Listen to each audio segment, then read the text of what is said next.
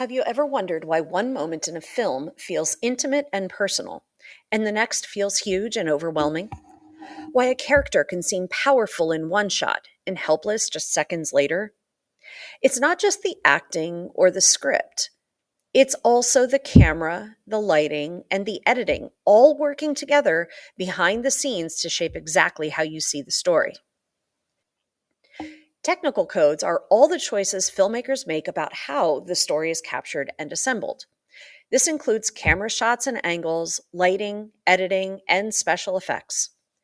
These decisions often have some of the biggest impacts on the way you feel about what you see and hear through the film.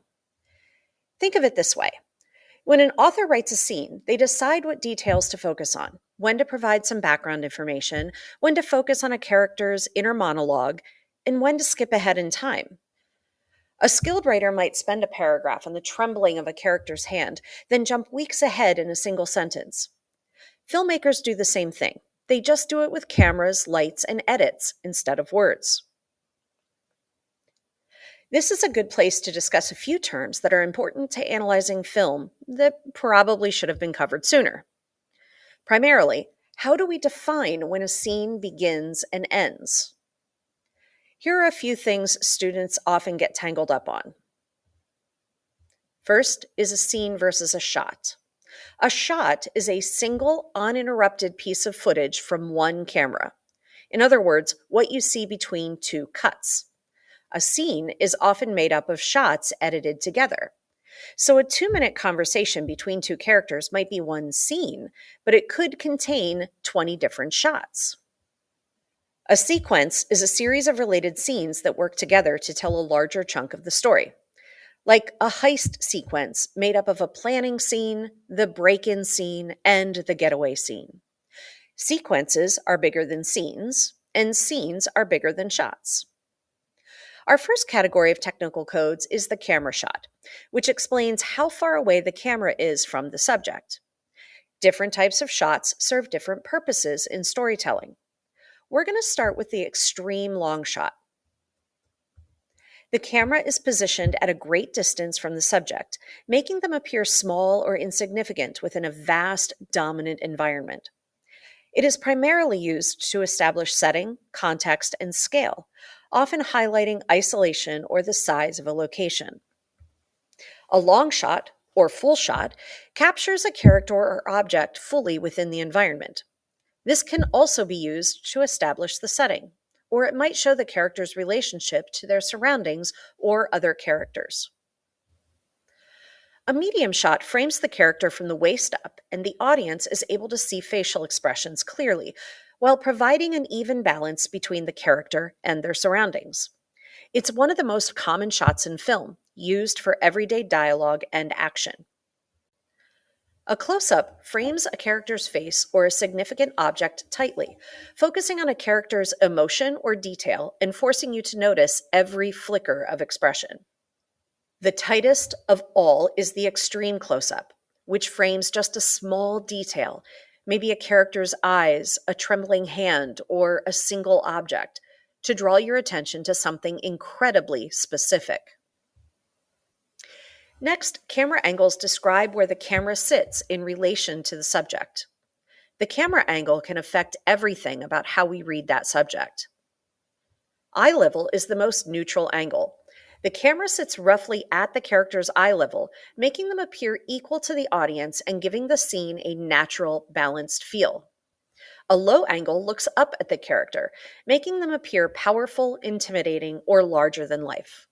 But a high angle looks down on a character, often making them appear smaller, weaker, or more vulnerable. One last category to consider related to the camera is how the camera moves. First is the pan. This is when the camera rotates horizontally, left or right, from a fixed position, like turning your head from side to side. It is often used to follow action across a scene or reveal a wide setting. Second is the tilt. This is when the camera rotates vertically, up or down, from a fixed position, like nodding your head. It's often used to emphasize the size of something. And we're all fairly familiar with a zoom. This is when the lens adjusts to make the subject appear closer and larger in the frame while the camera itself stays put. It draws focus to a detail or intensifies an emotion. Second is when we zoom out. This is the opposite. The lens widens to make the subject appear smaller and reveal more of the surrounding environment. This is often used to show context or create a sense of isolation. Now, lighting. Just like setting and weather in a novel, lighting establishes mood. High key lighting is bright and even, with very few shadows. It feels open, cheerful, and safe. Low key lighting uses deep shadows and strong contrast between light and dark, creating tension, mystery, or dread. Natural lighting mimics real world light, giving a scene a grounded, realistic feel. Next, we'll talk about editing. This is where the film really comes together. Editors make countless decisions about how long each shot lasts, when to cut from one shot to another, and how scenes connect to each other. Quick cuts can build tension or chaos. Slow, lingering shots can create intimacy or unease. Finally, special effects. Practical effects are created physically on set, things like explosions, makeup, prosthetics, or built models. On the other hand, digital effects, often called CGI, are added with computer software after filming is done. Both can be used to bring impossible worlds to life or to make ordinary moments feel extraordinary. So that completes the SWOT framework: symbolic, written, audio, and technical codes.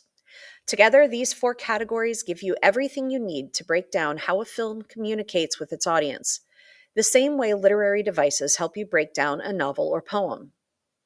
So the next time you sit down to watch a movie, try to notice the filmmaker's choices: costumes and props, the text on the screen, the sounds and music, the camera angles and edits. Every single one is a decision someone made to shape your experience. And once you start paying attention to those choices, you'll never watch a film the same way again. Have a great day.